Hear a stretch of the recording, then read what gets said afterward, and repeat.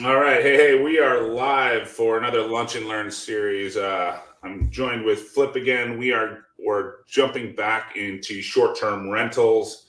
We talked about last week, we talked a little bit about like location, HOAs, municipalities having um, putting laws in place for short-term rentals. This time, we're going to jump in a little bit about the operations about short-term rentals. He's going to share some of his stuff about that. Once again, if you're watching it on the Phoenix RIA, comment below. I'll watch the comments, and then if there's any questions you have, you can put them there. If you're watching on YouTube, please hit the subscribe button, and you can also put your comments on there as well, and I will watch for those as well. So thanks for jumping on for week 2. What do you got for us? Thanks for having me, Chris. Excited to share some good nuggets with you and your group. Last week, as you said, was a lot about acquisition, because that's the first step of everything, right? How do we get that property? Where do we get it? So if you guys missed that, definitely tune into the first week that Chris and I spoke.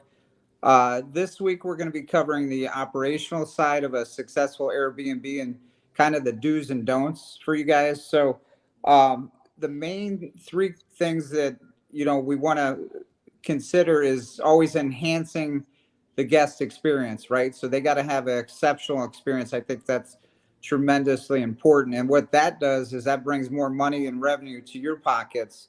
And then the third thing is, how do we streamline the operation as we grow? So any thoughts on those 3 things, Chris? Yeah, let's go into them. Obviously, reviews are huge when it comes to Airbnb. So, streamlining like you said, streamlining the customer experience so you can get a good review, obviously is huge. Kind of the kiss of death. And I know a lot of people like to save money on cleaning. But what I found with my Airbnbs is, like, you get a review about not being clean, and it's deadly. And one little black hair or one little hair they see on the bed sheets, they're going to nitpick everything. So again, cleanliness is next to godliness. It really is true, because early on, we've had some, we started about 4 years ago in this, and you having eyes, your cleaners are extremely important. But the first thing that anyone ever sees of us is our listing, right? So that's really important, guys, is the optimization of your listings. So once we acquire it, we get the furniture, because we did talk a little bit about themes or no themes and what kind of furniture. So if you guys need help with that, I could answer questions offline on that. But do not I mean, we all have our cameras and stuff, but I would highly recommend, and I don't know what you do, Chris, but professional photos. Usually they're a couple $100, and what I found is they're different than your regular MLS photos, right? So you want to really capture, the experience as much as possible in that photo. So having high quality photos is essential. Yeah, I know. Like, on my Airbnbs, I always do I don't put the picture of the house on the front picture. I put like the picture of the pool, right? Or if you got like a lot of mine have acre backyard, so it has the basketball court, the pickleball court, the pool. So it's just kind of like, I don't use, like, the picture of a house is boring, right? You show all the amenities in the backyard is kind of what I've done in the past. I agree, especially in Arizona. We got a lot of, big box stucco homes, and the exterior is not really appealing to people to draw them in. It's important. We do add that, but the pool, the pickleball, the basketball court, the more experiential things that they're going to be doing at the house and they can see themselves doing is, and again, the pictures are fluid too. So if we could always move those around from time to time, which is nice. Yeah. And I just thought, you don't need I just use the lister assister, or the people that do the pictures for the real estate listings. I just use them for my listing pictures for. And they've evolved a lot, because at first, I know I use them too, Chris. and they understand a little difference on, the Airbnb versus a traditional home that you just put up there. So the lighting, the angles, all that, which I'm not good at. So we hire the professionals for a few $100. Yeah, for sure. So besides pictures, what else? What's the next step in the? So it within the listing, guys, you have the ability to, and this is a training session in itself. Just what is the description of the property? So based on each property, like this property I'm in now has 5,000 square feet. So it's, I'm breaking out each room and I'm doing descriptions on each room and so forth. In a smaller home of 1,500 square feet, it's a little less verbiage, but again, the more detailed you guys could be, the better you could paint the picture for someone. It really helps sell the property. Yeah. Descriptions are now. Question: do you use like Chat GPT or anything like that? Absolutely. I love Chat GPT. Game changer, guys. If you're not on Chat GPT, subscribe to it, because it writes a lot of it for us, and then you just tweak it with your own words, of course. Yeah, so like you just kind of put out your description of your different bedrooms and baths, and then just throw it into Chat GPT, and and you can actually, I actually have my daughter do it, but you can like make it exciting, right? You can say you want an exciting tone in and click it, and it's like does all the like emoji. Oh yeah. Yep. So definitely, guys, if you haven't checked out that Chat GPT or don't know about it, check it out, and it'll definitely help you. The third thing I had listed under the optimization of listings, guys, was dynamic pricing, right? So price points, we're always moving them because, again, demand, supply, seasonality, all those good things, depending on what state you're in. Yeah, so obviously you can use, like we talked about in episode 1, AirDNA, to kind of get your quote of like how much you can earn per month and that kind of stuff. But like, supply changes, like supply now versus 2020 and 2021, like pricing's completely different. It's definitely compressed a little bit. Oh, 100%. And even the time of year too, the first, and I hope we continue, but again, January, February, March, tremendous bookings, as I'm sure you experienced that too, Chris. And now we're moving to April. It's been a little slower on my end. I don't know how it is going over there for you with yours. But I'm assuming April will still be strong. It's just, everything was booked the first 3 months of the year pretty much. Yeah, I think I don't see my slowdown on mine until like mid-May. That's when it really kind of, I still get golfers going the first couple weeks of May. So. And again, that's when we got to think of outside the box and who to market to and so forth with that. Next on the list, I had streamlined check-in, check-out. So what that means, guys, is get a key code box, make it simple for the guest, keyless. Keyless entry. Keyless entry. They just push the numbers. Sometimes the batteries go out. Sometimes there's issues, but overall, we've had it's a good experience. There's no losing of keys or anything of that nature. And then a lot of times, if we do have garages on the properties, we'll leave a garage door opener for them also. Yeah. I've had, like you said, losing of keys and that kind of stuff, batteries. I always keep the lockbox hidden just so in case you get, I've had the battery go out on the key code at like 9:00 on a Friday night. And it's like, it happened to me once, and we had to drive over and drop off a key. But after that, I was like, just keep the backup key hidden somewhere. That happened to me too early on a few times. I'm like, oh my God. So yeah, that is the tip of the day there, is to have a contractor box in the backyard somewhere. Both so the guest, if it does go down, the guest could get in, or the housekeeper could help out getting in through there. And then clear check-in and check-out instructions, guys. So I really want to emphasize that the better you are in communicating up front with the guests, the less headaches you're going to have throughout their stay. So again, we write a very detailed welcome message. As soon as we get their booking, we welcome them right away. and then we write a very detailed check-in, based on which property is, but it's all pretty much the same. And check-in time is 10 a.m. usually for us. Check in or And check out? I'm sorry, check-in is 4 p.m. Yeah. and then check-out is 10 a.m. Yes. Yeah. You put in like stuff like the internet code, all the, and you can automate that with the Airbnb and VRBO. So as soon as like you can set it to go like out 24 hours before check-in, right? Yeah, I've done that before. Is that how you guys are handling it now, or your daughter? Yeah, it's automated, so it goes out I think like 24 hours before the before they check in. Yep, and that's nice to streamline it. Sometimes I like to personalize them a little bit, but it just depends how many you got going and how busy you are there. Yeah, and we only have 2, so it's easier to manage. They're bigger ones, but we only have 2. But we automate that, and then we, on the bottom it's like, hey, here's my cell phone number and Holly's, my daughter's cell phone number. Have any questions or anything like that?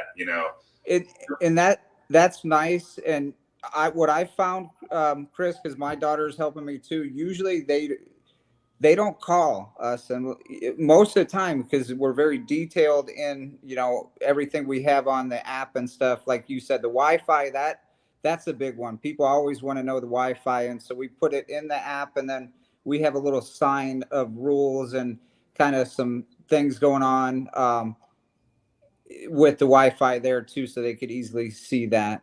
Yeah. And then the other thing, I know recently Airbnb has, I don't know if VRBO has it, but they have a handbook where you could actually put all the spots. Like we have one off 44th down there, and so we put like Steak 44 restaurants, the ballpark, places they could visit, which it's kind of nice for them to look at if they need it. Yeah, for sure. So like you mentioned before, Chris, exceptional guest communication is big. So prompt responses, proactive check-ins with the, sending information 24 hours before check-in. So we're not waiting until the morning of check-in where, because they're flying in from wherever and they want to prepare to get in and get in there quick. Now, what other, besides like Airbnb, what other kind of like software stuff do you use? Like I use like CanMonkey.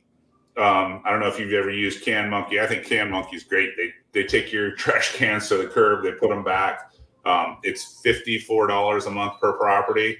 And then every now and then you have that one tenant that just has a big old pizza party, right? They fill the trash cans up with pizza boxes and it's overflowing. And so they'll actually come out and empty the trash can middle of the week if you need it. So I don't know if like what other cool. That is pretty nice. Yeah. Yeah. I mean, what else is there? I mean, there's software and again, based on how big you are, there's property management software that helps with guest scheduling, cleanings, and managing bookings. And we're not that large yet. I mean, we have 6, so we used to have 14, but again, it's so good to do a lot of these. I'm not saying be a slave to it, but really dig deep into it and know, what the cleaners do, what's going on with your property. Property maintenance is important too. How often are you having the landscapers come by? How often are the trees being trimmed? And it's important too on inventory. So we could talk about that.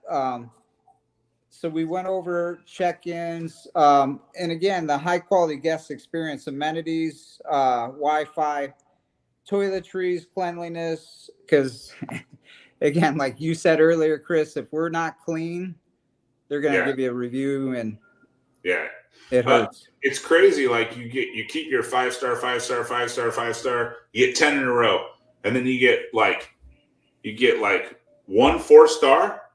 And you're damaged for you gotta get 100%. We had what did we have? We had 12 5-stars, back to like you said, 10, 10, 5, 5, 5, and then number 13, she came in and unfortunately the coffee maker wasn't working. So my daughter said, we'll bring you a new one in the morning, and she was mad about that. So she ended up checking out the next day.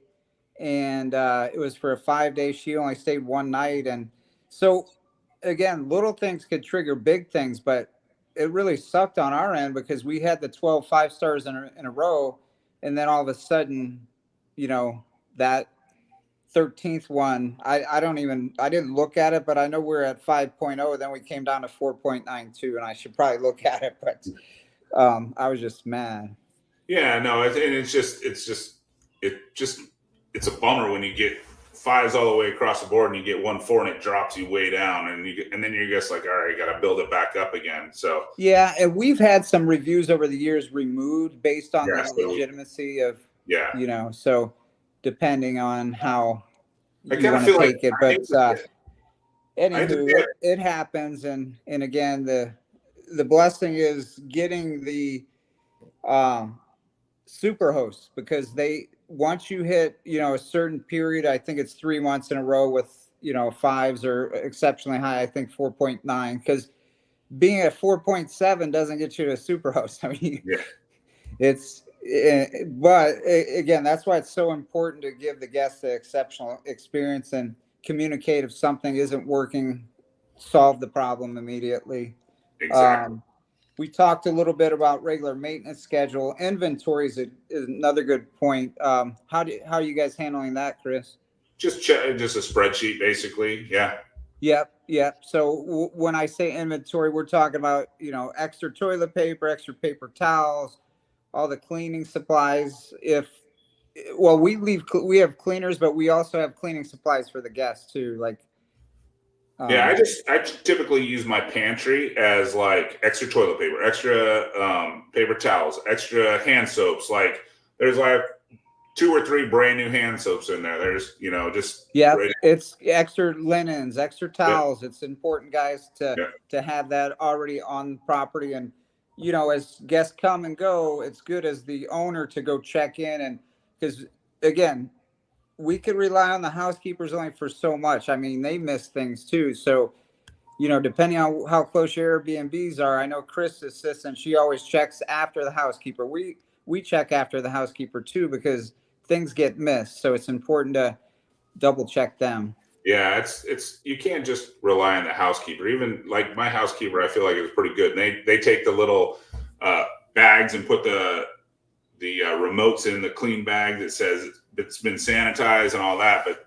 even they can just miss the little stuff. And like I said, just one bad review and it hurts. So, and say it's vacant for a week or 5 days, 3 days, whatever, and a bug crawls in the house, and all of a sudden the guest walks in, they see this giant bug, they're like, what? So again, it's important to check in your properties from time to time and stay on top of that stuff. That's why, again, what I would recommend if you're just starting, you could self-manage.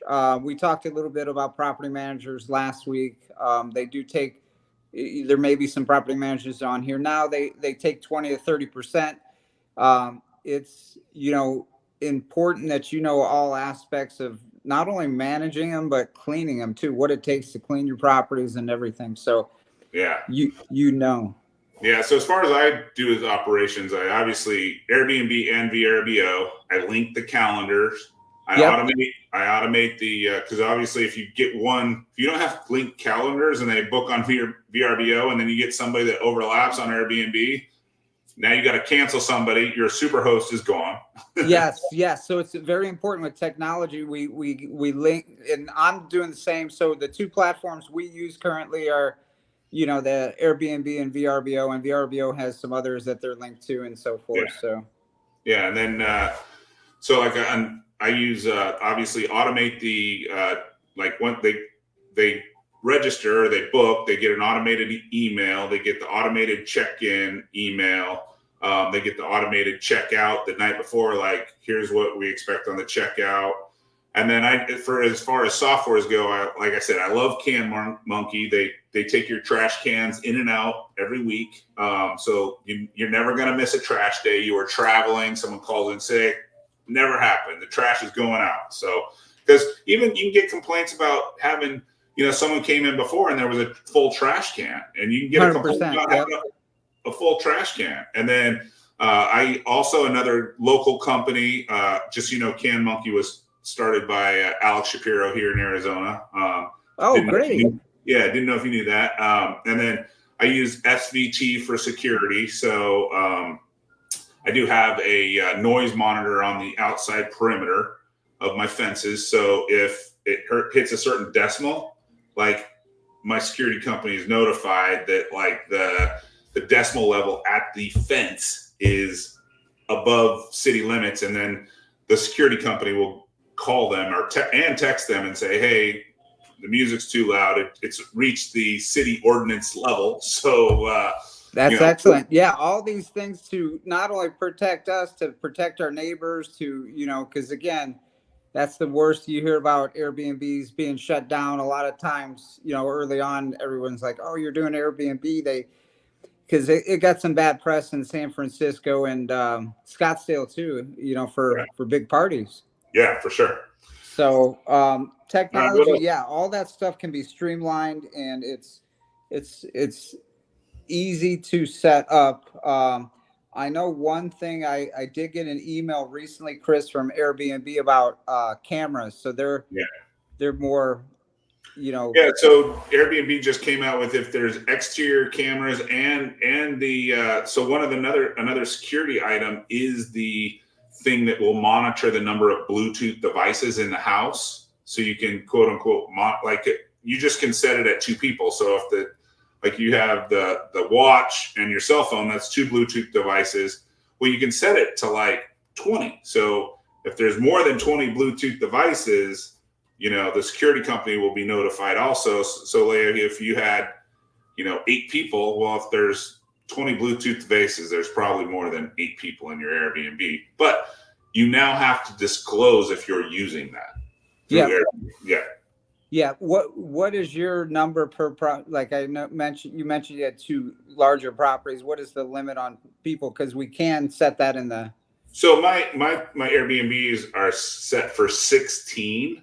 So I set my Bluetooth devices at 35, which is slightly over double.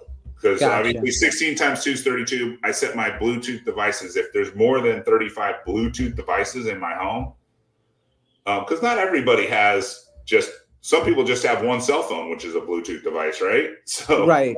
So, but if there's more than 35, there's a lot of people at the house. Have you had any issues with those big properties with parties yourself, or? Actually, I don't. I've had one issue, and the Bluetooth device went off, and the security company said, "Hey, there's 35 Bluetooth devices at this property." And they're like, "Oh no, we're just having some friends over for football." And the security company called me, and I'm like, whatever. You got 16 people. It was a Sunday. There were football games on. I just like, all right, we'll just try not to get it too big. And so I just that's cool. It notifies you though, so you could address it and talk to whoever's booking the property. Yeah. So that's the thing. This one here, like I mentioned, is 5,000 square feet, and a lot of people are like, oh, they're gonna, have large parties, and I've been hosting since the end of December, and man, I've been not fortunate. I just think it's, I meet them here as a concierge service to them, and we haven't had any large, we've had 12 people stay, but no crazy wild parties. So yes, so it's just like Uber, like you rate your Uber driver, but they also rate you, right? So just you get rated as. So I feel like people that are good point. Yeah. People that are like got their 5 stars on their being a guest, they don't want to ruin their 5-star rating either, right? Because they want people to accept their booking. So yeah, that is very true. Have you ever had 2 people rent your big property? Like, no, I mean at the same time.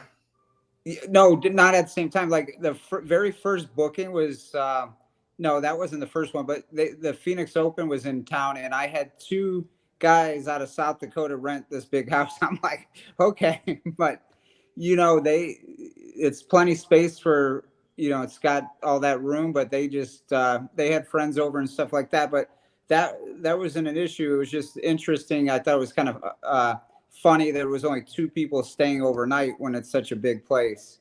Yeah. So No, I honestly had what's great about, giving discounts for longer term. I actually had a couple book my 5,000 square foot house for 2 months, and it was just the 2 of them. And then they obviously had the little, 5-pound dog. So they asked. Those are the best. Those long-term bookings. I Yeah. love those. We had one for 28 days already. How about let's see. So I only have a couple more things. I know we're running out of time, but as far as reviews, like, do you guys solicit and, manage those? Because a lot of times it's not mandatory that you get a review or you give a review. So I always encourage, via the app message. Yeah, so anybody that, like, as you're communicating with your tenant over stay, is like, hey, where should we go here? Where should we go there? They're reaching out to me. They're reaching out to my daughter, and I'm obviously giving suggestions. Anybody that obviously communicates like, man, such a great place. Hey, we just arrived. Everything looks awesome. Thank you so much. Anybody like that, I'm like on them. Hey, it was great having you stay. Please come back next year. Please give us a review. Now, if anybody like, and I don't try to give bad reviews on guests, because some people are just like a little bit squeaky. And so, like, I just won't give a review. I don't give people bad reviews. I just don't. You definitely have to be diplomatic on that, because even I was really steamed about, that review we had with the coffee pot. I didn't think it was that giant of a deal that it was broke, but obviously the guest did. So I gave her a review, but I tried to be, courteous, and I used Chat GPT to craft it, and I didn't want to look like we were being, totally out of our mind on the review, but I was definitely, sometimes you don't give reviews, but I did give her a review and just kind of shared, because they're going to go on there and they're going to read her review. So I wanted to kind of rebuttal, everything else was great. Here's our side of the story too. Exactly. All right. So, thanks for jumping on again. What do you got for us next week? We talked a little bit about the, check-in, some of the stuff that we do, the reviews, the pictures, all that kind of stuff. What do you got next week for us? Yeah, next week I feel we could talk about we did talk a little bit about HOAs, but we could talk more on compliance and taxes, also continuous improvement, market analysis, things of that nature, competitors in the area. Okay, awesome. Sweet. Cool. Thanks for jumping on. And if you watch this, you can comment below. I usually watch it for a couple days.